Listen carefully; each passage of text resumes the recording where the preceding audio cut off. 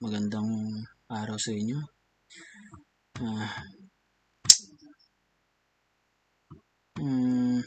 Nagbabalik na naman tayo sa live na. Gagawin natin, ang agenda natin today, magre-react tayo sa mga anti-Catholicism videos. Okay? Tapos titignan natin kung paano natin sila masasagot.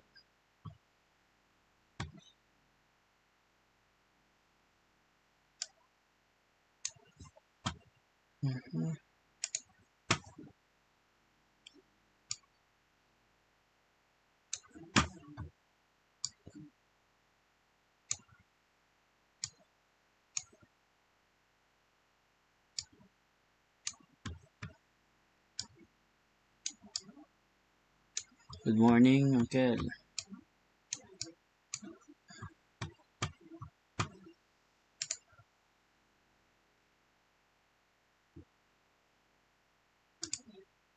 I'm about to disprove Catholicism and prove Protestantism, literally using the Bible as my only source, because that's all we need, bro. 10 reasons not to convert to the Catholic Church.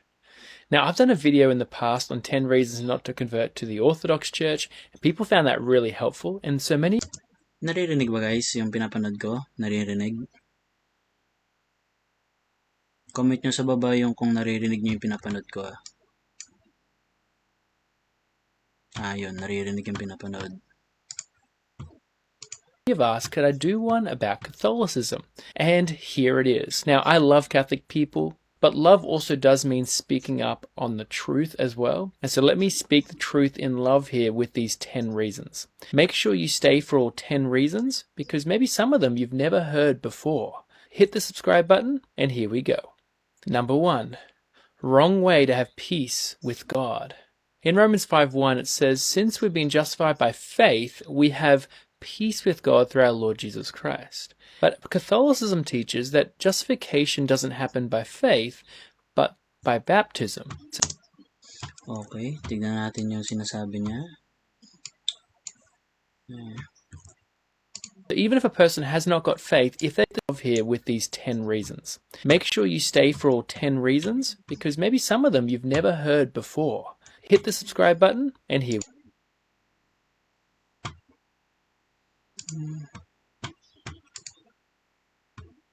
Let's add something.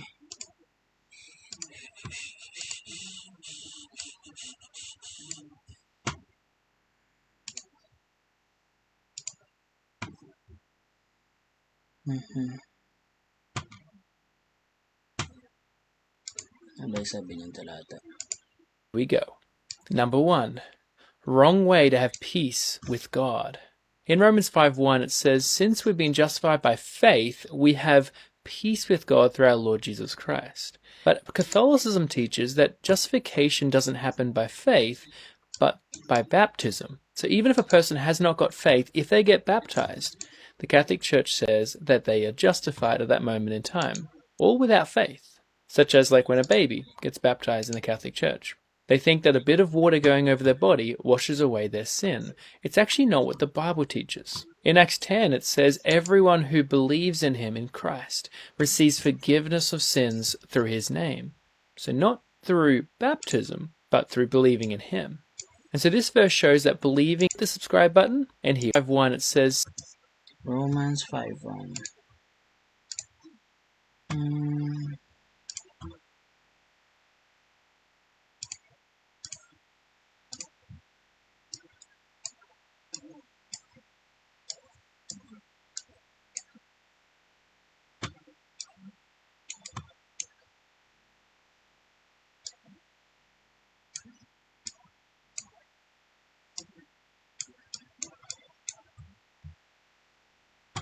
Mali yata yung ano ko.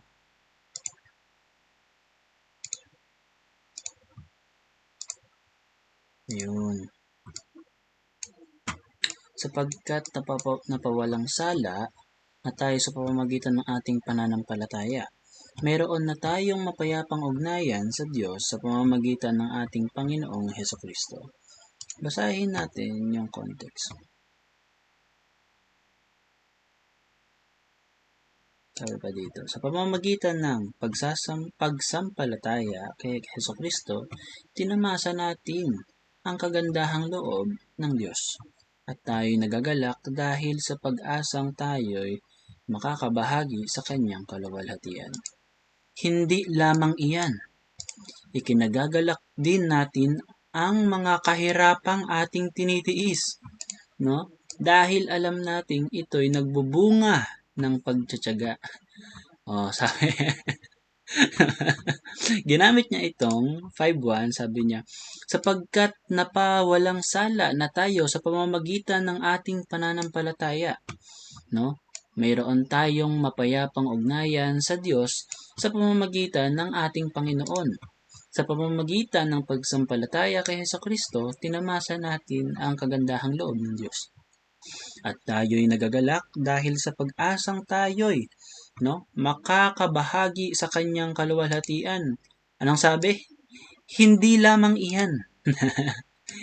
Hindi lamang iyan, ikinagagalak din nating mga kahirapang ating tiniis dahil sa alam nating ito'y nagbubunga ng pagtsatsaga. Hindi pala nagbabasa ng Bible itong si brother, di ko kilala to, needgod.net, no? Hindi pala siya nagbabasa ng Bible, guys. Paano natin papaniwalaan to? Patay tayo niyan, no? Kasi ang doktrina niya, faith alone, no? Faith lamang, no? Pananampalataya lamang. Kaso ang sabi dito, hindi lamang iyan. Diba? Not just that. Diba?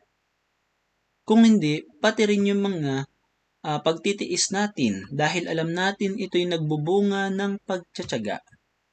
No? So, it's not faith alone. Di ba?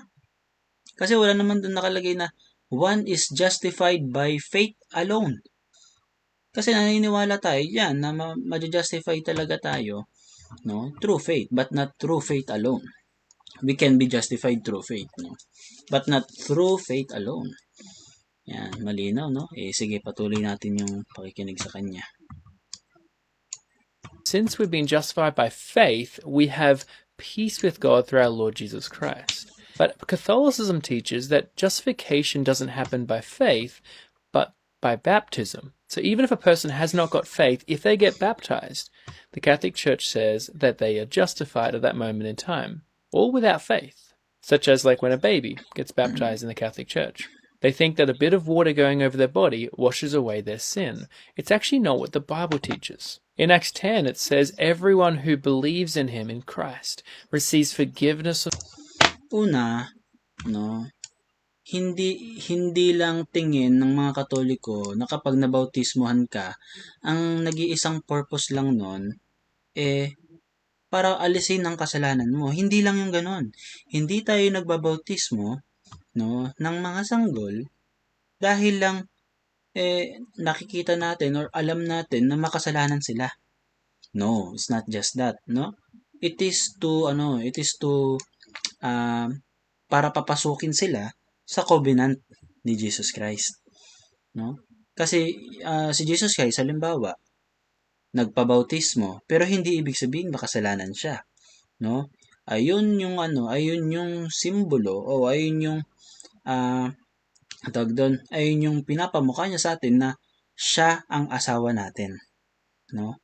Siya kasi yung asawa ng church, no? At isa sa mga tradisyon ng mga Hudyo, kapag ikakasal sila, no, yung tinatawag nilang betrothal, no? Talagang binabasa sila diyan, no? No, meron silang seremonya niyan o meron silang ritual niyan pagdating sa kasalan. So, patuloy natin.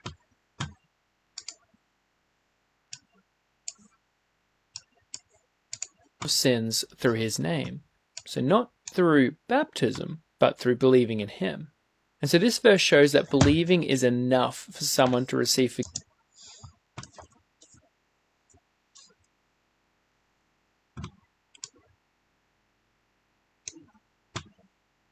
Basahin natin Acts 10:43 din.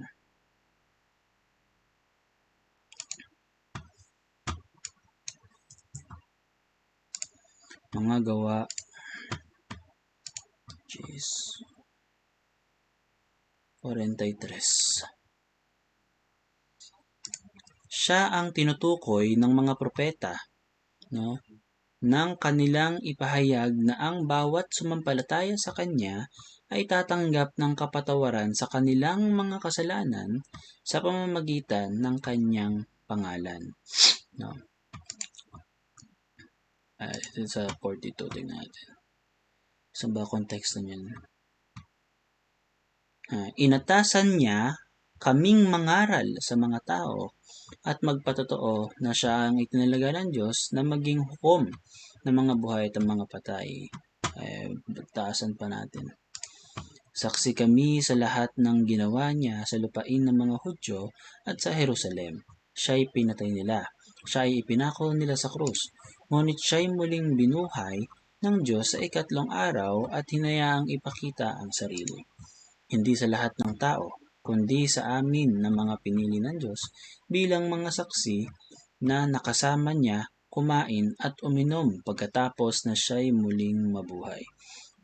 Inatasan niya nabasa na yan kanina, nabasa na rin to, no? Ang mga mananampalataya, Hudyo na kasama ni Pedro sapagkat ibinigay din sa mga hintil ang kaloob ng Espiritu Santo. Narinig nila ang mga ito, nagsasalita sa iba't ibang mga wika, papuri sa Diyos, kaya't sinabi ni Pedro, tulad natin, pinagkalooban din ng Espiritu Santo, sino man ang makakapagbawal na bautismohan sila sa tubig. So, sinong magbabawal na makapagbautismohan sila sa tubig? Pinagkalooban sila ng Espiritu Santo. Sino ang makapagbabawal na bautismohan sila sa tubig? Bakit kailangan to? Bautismohan sa tubig.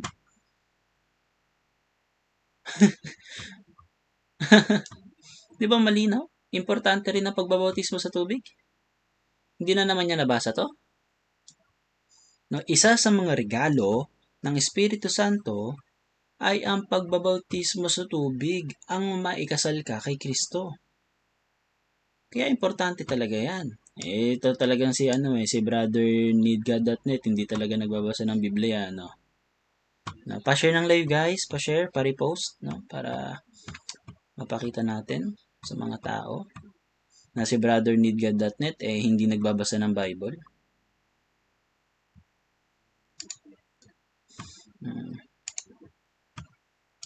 Forgiveness of sins even if they haven't been baptized, contrary to what the Catholic Church says.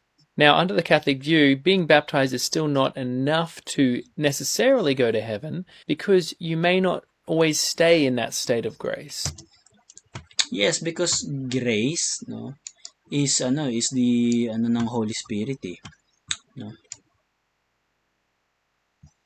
Pakita natin sa mga gawa din, sa Acts din, no? Sa Acts, kung hindi ako nagkakamali, Acts 8 or Acts 9. Ayan, Acts 9. Yun, mga gawa 8-9.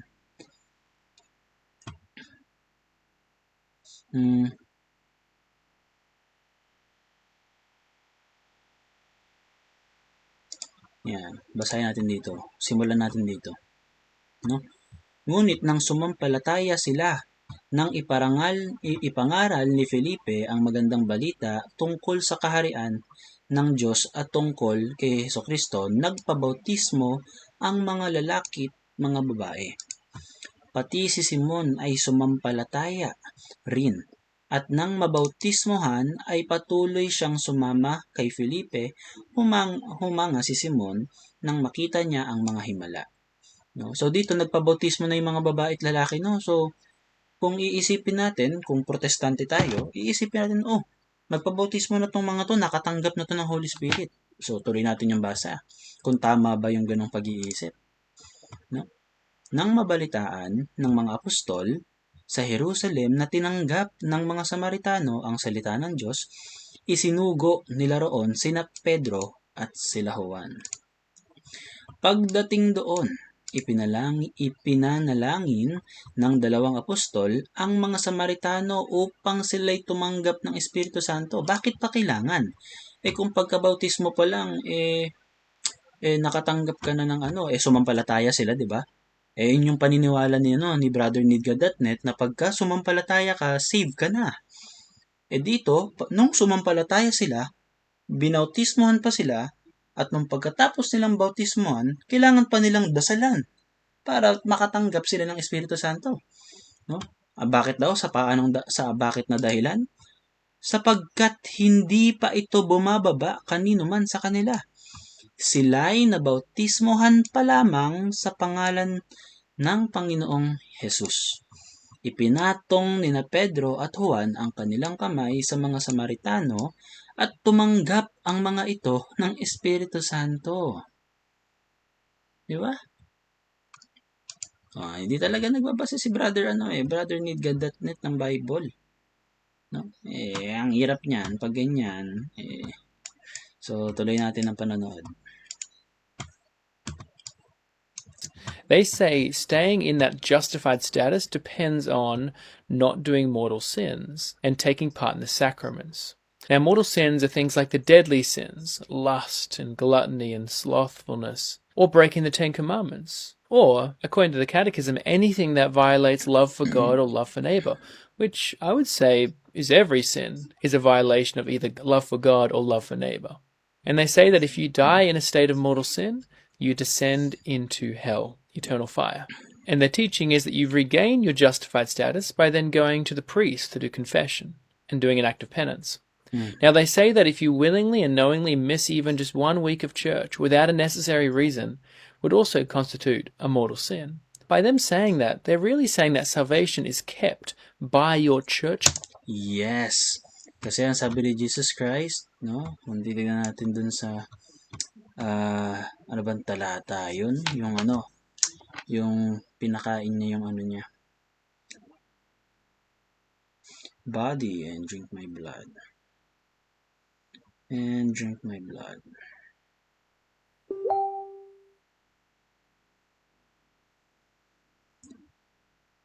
John 6:53. Basahin natin dito.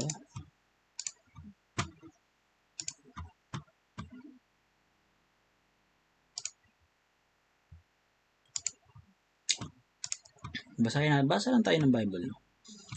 Sinabi ni Jesus, pakatandaan ninyo, malibang kainin ninyo ang laman ng anak ng tao at inumin ang kanyang dugo, hindi kayo magkakaroon ng buhay. No? Ano ba ang buhay? No, yan yung binigay ng Diyos sa atin. No? Binigyan niya tayo ng espiritu. No? Pero nung hindi ba umattend or nung hindi nakakain ng Holy Eucharist, yung ng isang beses lang yung tao, namatay ba siya instantly? So kung hindi, anong kamatayan ang tinutukoy dito ni Kristo na hindi sila magkakaroon ng buhay? It is the separation of your soul to God. No? Kasi kung yung tinapay na yon ang tunay na dugo at katawan ni Kristo, no? Ang hindi yun tanggapin, ang ibig sabihin, hindi ka makikipag-isa sa Kanya. Kaya wala kang buhay. Kasi ang pagkikipag-isa sa Diyos ay ang buhay ng Espiritu mo. No? Kaya nga tinatawag niya na sacrament. No? Nakakapagpabanal. Nakakapagbigay buhay. No? Kasi sinusunod lang natin sinabi ni Kristo. Kung hindi malibang kainin ninyo ang laman ng anak ng tao at inumin ang kanyang dugo, hindi kayo magkakaroon ng buhay. No? Kaya ang hindi pag-attend, no, sa obligatory mass, no, yung every Sunday mass, talagang mortal sin yan. Ibig sabihin, yan ang bagay na nakapagpapahiwalay sa iyo sa Diyos.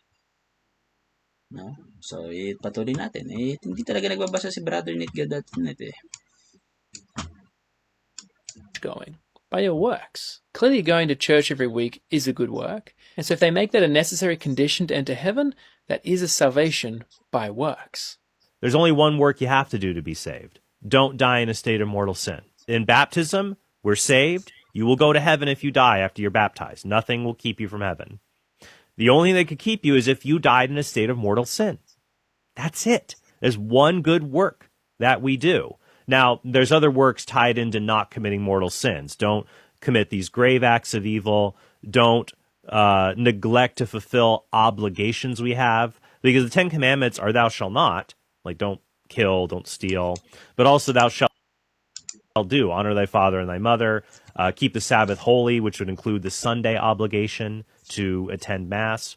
But that makes sense. It's all bound up in the idea that the one work that we do as children of God to merit eternal life is just to not die in a state of mortal sin. Now, the Catholic Church will say salvation's by grace, and grace does mean undeserved kindness. But if you receive or keep that grace of salvation dependent on your keeping of the commandments or attending church, that by definition...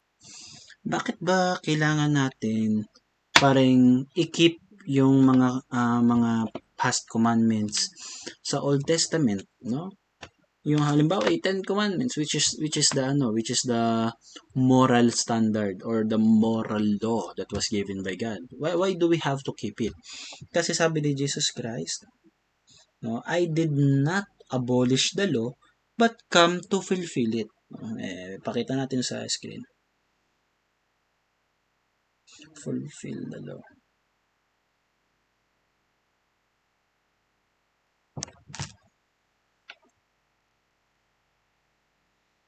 Matthew 5:17. Pakita natin yung Matthew 5:17. Mateo 5:17. Yan. Huwag ninyong akalaing naparito ako upang ipawalang bisa ang kautusan ng mga propeta. Naparito ako hindi upang ipawalang bisa ang mga iyon, kundi upang tuparin. No? So kapag tinupad ni Jesus Christ, no, yung 10 commandments na yun, nabura na ba yun? No. No, pinakita lang ni Jesus Christ na bilang tao, kaya talaga natin yan kung gugustuhin lang natin. No? Kaya natin yan i-keep, no, kung magtitiis lang tayo. Di ba? That's why ipinakita niya sa atin na kayang tuparin iyan ng isang tunay na tao. Si Jesus Christ ay isang tunay na Diyos at tunay rin na tao. No? Diba? So hindi siya nandito para magpasikat na Diyos ako. No? No. Nandito siya, no, para ipakita sa atin na tao rin ako. Kagaya ninyo, no, na nahihirapan, na nagsasuffer din, na kailangan ding magtiis. No? Yun, kaya hindi niya sinira yung Old Testament, ipinakita niya lang sa atin na kaya din natin tuparin yun. No? O kayang tuparin niya ng tao kung magagawa lang nating magtiis. Pero dahil nga, syempre, mahirap magtiis, napakarami sa atin or halos lahat tayo, no? Talagang nagko-commit, no, or talagang nag-give in sa temptations.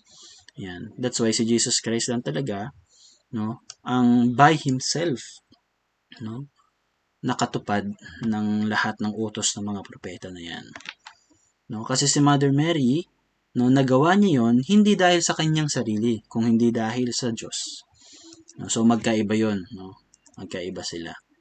Hindi sinless si Mother Mary, no, dahil sa kanyang sarili.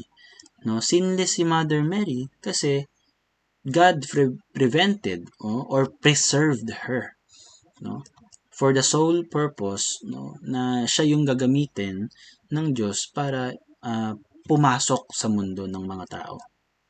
No. Ayan. So, applicable pa rin sa atin yung 10 Commandments kasi moral law yan. Ayan ang basihan kung immoral kang tao o moral kang tao.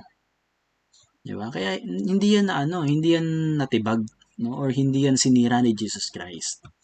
Nandito siya para tuparin yan, no? Ipakita sa atin na kaya. No? So, sige, tuloy natin yung video. Is not grace. It's now deserved because you've done what you were supposed to do. And so the biblical position is that we're saved by grace through faith. No, Where is the alone? There is no alone. We have been, for by grace you have been saved through faith. No? Where is the alone? Saan yung alone dyan? Kasi ang doktrina nyo, faith alone. So, it has to be explicit. No?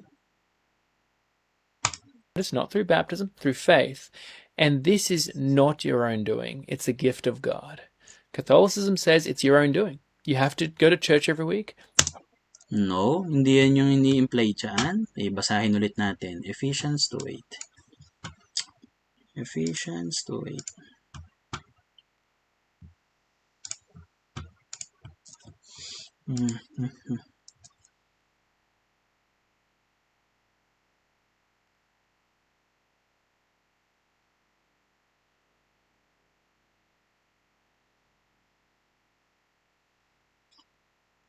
Sabi dito. Saan ba natin ito umpisahan?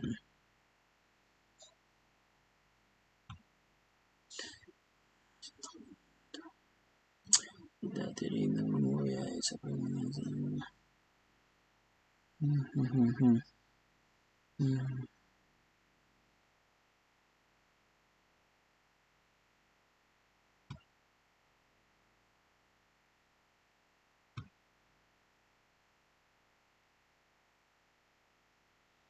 A7, yan. Sapagkat dahil sa kagandahan loob ng Diyos, kayo ay naligtas sa pamamagitan ng pananampalataya. At ito'y kaloob ng Diyos at hindi mula sa inyong sarili. No? Hindi ito bunga ng inyong mga gawa, kaya't walang maipagmalaki ang sinuman. Kung ano tayo ngayon ay gawa ng Diyos. No? At sa pakikipag-isa natin kay Kristo ay nilikha niya tayo para sa mabubuting gawa na inihanda niya noong una pa man, no? Upang gawin natin. Meron palang gagawin. Meron palang gagawin. No? So, ang tinutukoy dito sa 8, kung makikita mo itong, yung semicolon, no? Ibig sabihin yan, no? Na yung tinatawag ito na naligtas sa pamamagitan ng pananampalataya. Merong semicolon. Itong pananampalataya na to, no? Kung dito tayo sa grammar, no? Ito yung karugtong niya at ito'y kaloob ng Diyos at hindi mula sa inyong sarili, no? Itong pananampalataya mo na to, hindi yan nakuha mo lang or naisip mo lang bigla na ay mananampalataya na ako sa Diyos. No. Diyos din ang nagbigay sa iyo ng pananampalataya na to. Yan ang ibig sabihin niyan. No? Hindi ito bunga ng inyong mga mabubuting gawa, no? Kaya't walang may pagmamalaki ang sinuman. Kasi kung sasabihin mong may pananampalataya ako, kaya ligtas na ako, di nagmalaki ka rin. Pinagmalaki mo yung pananampalataya mo. Di ba? Kaya sabi para walang maipagmalaki ang sinuman. Kung pinagmamalaki mo yung pananampalataya mo, di, sinuway mo rin to. Di ba? Kasi, di ka nagbabasa ng Bible eh. No? Kaya nga sabi, ginawa tayo para sa mabubuting gawa na inihanda niya noong una pa man para gawin natin. Kailangan natin gawin yung mga mabubuting gawa na yan. No? What's up? Okay, Nomad, no? Pa-support ng live, magano kayo, pa-share ng live, paano? Hello, brother Daniel John Miranda, no? Meron kasi to ang Nomad segment, parang reaction video lang muna ako ngayon. So manood na lang muna siguro kayo. Kasi kung akit parang liliit bigla yung screen ko. So ito kasi yung focus ng ko ngayon. Ito yung focus ng live ko ngayon. Sige, thank you. Paano pa-share ng live, guys? Pa-share, pa-repost. Pero feeling ko, di niya yata marirepost to kasi restricted yata ako eh. Sige, tuloy natin ng panonood. You got to keep the 10 Commandments well enough and other works, like even giving to the poor. Bible says it's not your own doing.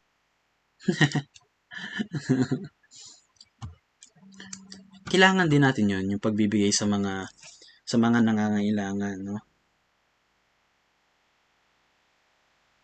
Whatever you do to the least, you did to me.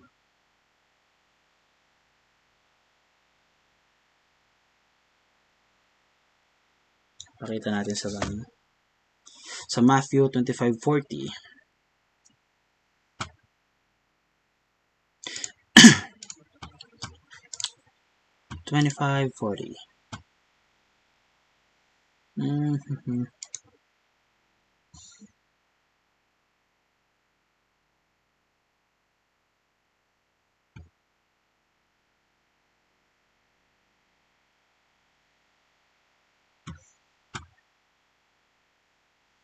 Sabi dito ni Jesus, no?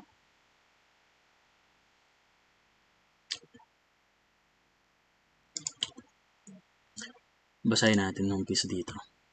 Sa maluwalhating pagdating ng anak ng tao, kasama ang lahat ng anghel. Oo po, iba yata to. Ay, ito.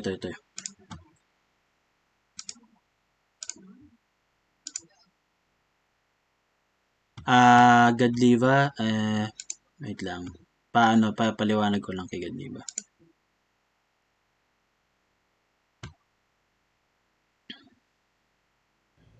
Hello sis, Bench! good morning. Hello, good Hello. morning. May segment kasi ako ngayon na Ano yan?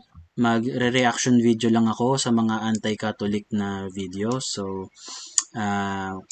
yun lang sana para kasi lumiliit kasi yung screen ba kapag may guest, so So, if okay lang siguro natin Ano yan, debate?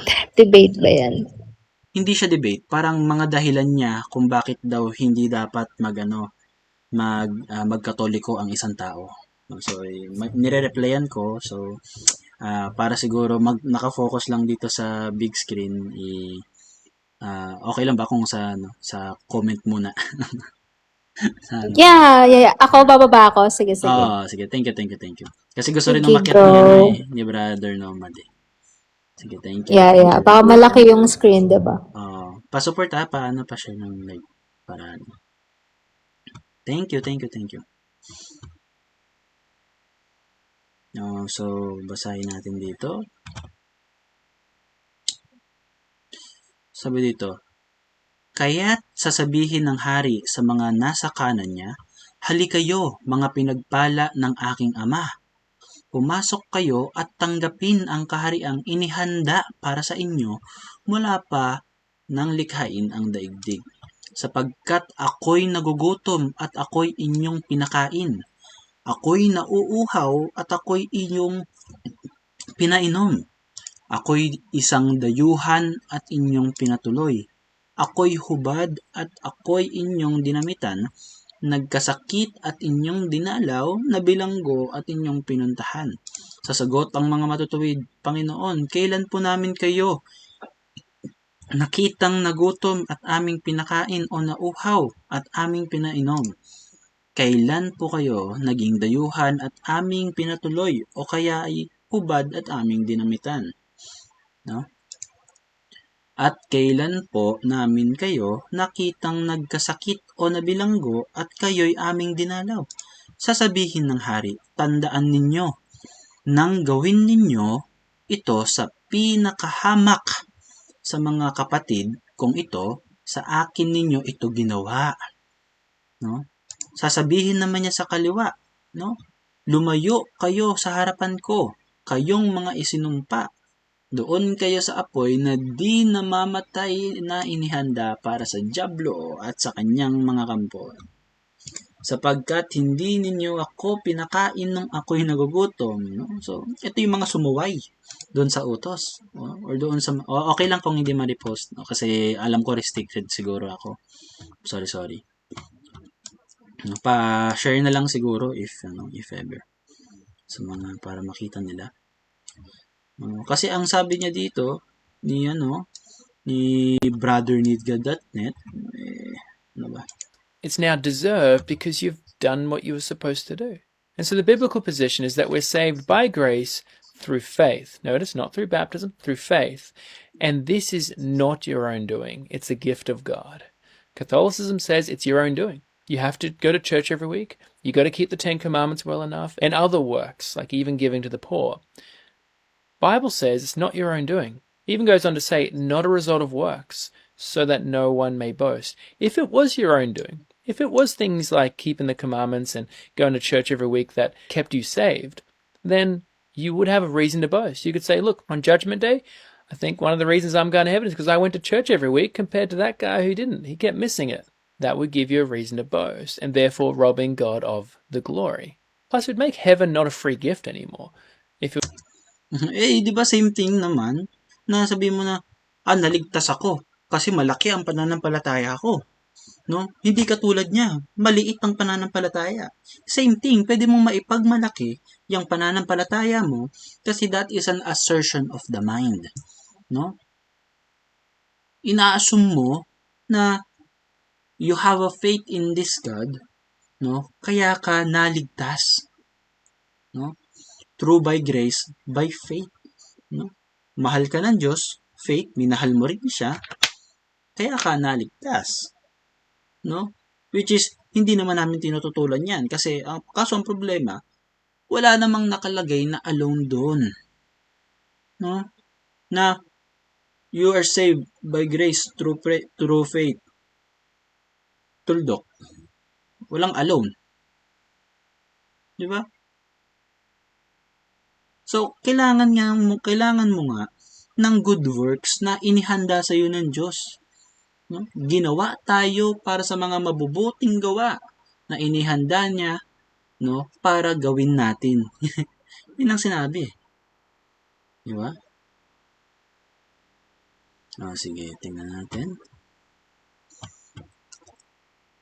was contingent on what we did for God. Thankfully, it's not about that. Biblically, it's all about what God did for us. Now, we know we're not saved by good works, as we've just seen in Ephesians, but in verse 10, it says that we're saved for good works, which God prepared beforehand that we should walk in them. So basically, good works are a fruit of our salvation. We are saved, and therefore we seek to do good deeds out of gratitude to God. That seems pretty reasonable, and yet the Catholic Council of Trent... No, kasi ang mangyayari niyan, Calvinist ka na. No? Calvinist yan, na parang once na tanggapin mo si Jesus Christ, bigla ka maging robot na ako. No? Lahat ng gagawin ko, diretso lang to. No, you still have your own free will. No? You can choose what you want anytime. No? That's why in the Catholic Church, we believe that you have to choose Christ every time, every day, everywhere. No? Hindi yan one time. No? Halimbawa, yung asawa mo, no? 10 years na kayo. 3 years or 50 years. But you guys still chose each other, no? Kahit hindi na ganun kainit yung love. No? Kahit hindi mo na gaano masyado maramdaman, no? Pero you still chose to stay. No? That is the legit love. You still choose to stay kahit wala nang kilig. No? Kahit hindi mo na maramdaman yung love. No? That is what is true love is. Choosing to stay. No? Hindi yan one time. One time hayahay. Hindi ganun. So, hindi ka po nagiging robot once tanggapin mo si Jesus Christ, no? You choose goodness every day. No? Hindi ka po nagiging puppet na bigla kang kinokontrol na gumawa ng mabuti. No, hindi siya ganoon. Ikaw ang pumipili na gumawa ng mabuti. No, hindi ka nagiging robot. Yan. No. Sige, ituloy natin. To the 1500s says if you hold to that position, you're anathema. They say in Canon 24, if anyone says that the justice received is not preserved and also not increased before God through good works, but that those works are merely the fruits and signs of justification obtained, but not the cause of its increase, let him be anathema. So if you think that your good works don't play a part in basically getting you to heaven, they're just the fruit that you are, you're anathema according to the Catholic Church. Yes, may isa sa mga example niyan yung gifts. No, ipakihanapin ulit natin.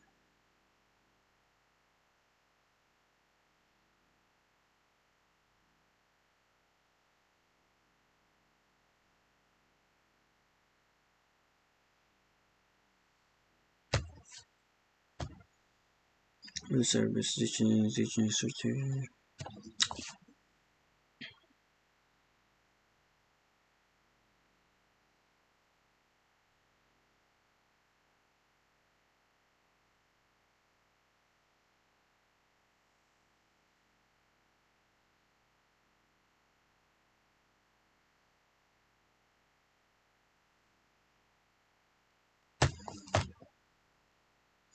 Parable of the talents, Matthew 25:14-30. 25:14-30. Sabi dito.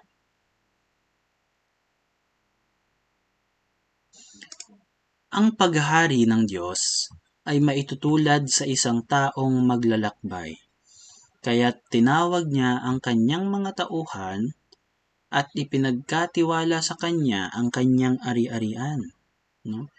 Binigyan niya ng salaping ginto ang bawat isa ayon sa kanilang kakayahan. Binigyan niya ang isa ng 5,000 salaping ginto, ang isa na may 2,000 salaping ginto, at ang isa pa ay 1,000 salaping ginto. Pagkatapos ito ay siya'y umalis. Kumilos agad ang mga tumanggap ng 5,000 salaping ginto at ipinangalakal iyon. Kumita siya ng 5,000 salaping ginto. So, dumoble. No? Gayon din naman ang tumanggap ng 2,000 salaping ginto ay kumita ng 2,000. Dumoble na naman.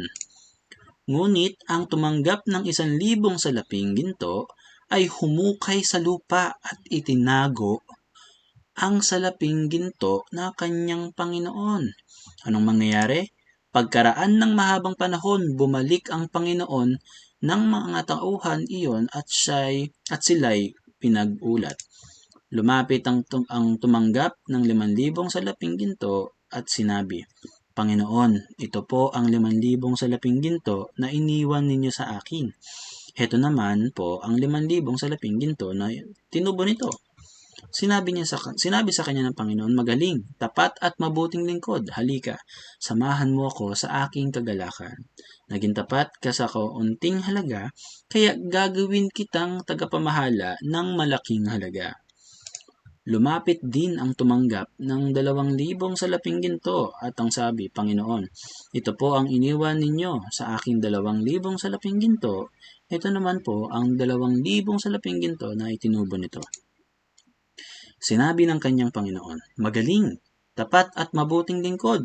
Naging tapat ka sa kaunting halaga, kaya't pamamahalain kita sa malaking halaga. Samahan mo ako sa aking kagalakan. Lumapit naman ang tumanggap ng 1,000 salaping ginto at sinabi, alam ko pong kayo'y mahigpit at pinipitas ninyo ang bunga, fruits. No, yung binasa niya kanina sa Council of Trent, no? Nang hindi ninyo itinatanim at inaani ninyo ang hindi ninyo inihasik. Natakot po ako, kaya't ibinaon ko sa lupa ang inyong salaping ginto. Heto na po ang inyong salapi. Sumagot ang kanyang Panginoon, masama at tamad na lingkod. Masama at tamad ka pala, need get that it eh. Diba? Alam mo palang pinipitas ko ang bunga ng hindi ko itinanim at inaani ko ang hindi ko inihasik. Bakit hindi mo na lamang inilagay sa bangko ang aking salapi? Kahit paano'y may tinubo sana ito. Kunin ninyo sa kanya ang 1,000 salapi at ibigay sa may 10,000 salaping ginto. Sapagkat ang mayroon ay bibigyan pa at magkakaroon ng sagana, ngunit ang wala, pati ang kakaunting nasa kanya ay kukunin pa. Itinapon ninyo sa kadiliman sa labas ang walang silbing taong iyan, no? Itinapon sa labas yung walang silbing tao. Itinapon, anathema. So tama yung binasa niya. Di niya naintindihan. Diba? So, ganun talaga. Di talaga kasi siya nagbabasa. Ako, napapagod na ako kakabasa, pero tignan nyo kung ano yung kinakalabasan, di ba? So, nag-agree yung Bible doon sa Council of Trent. Si needgod.net, hindi siya nag-agree. Alam nyo na, di ba? They also say in Canon 12, if anyone says that justifying faith is nothing else than confidence in divine mercy, which remits sins for Christ's sake, or that it is this confidence alone that justifies us, let him be anathema. Whoa, this is literally what saving faith is. Saving faith is trust or confidence in God's divine mercy, where sins are taken away because of Christ's sacrifice. That trusting in Jesus alone is what justifies us because of his great Yes. promise. In the Catholic Catechism, they say, quote, moved by the Holy Spirit, we can merit for ourselves and for others all the graces needed to attain eternal life. So notice, we merit for ourselves. If you're meriting it for yourself, it's not grace by definition if you're having to merit it. They mention also that our Lord warns us that we shall be separated from him if we fail to meet the serious needs of the poor. So if you don't give to the needs of the poor, according to the Catholic Catechism, paragraph 1033, you'll be separated from God. Number 2, the Catholic Church don't consider the Bible the ultimate standard. Whenever you hear reasons of Doon na muna siguro, no? Tapusin ko na muna yung live. No, ipagpatuloy na lang natin, no, yung number 2 sa next na live natin. So thank you, Brother Temple of God, RCC, Frost, and Sister Ann Batong Baka. Thank you po sa pagstay and pag-support sa ating live. No, to God be the glory. No, sa Diyos po ang kapurihan. Salamat po. No, pagpalain kayo nawa. Pala.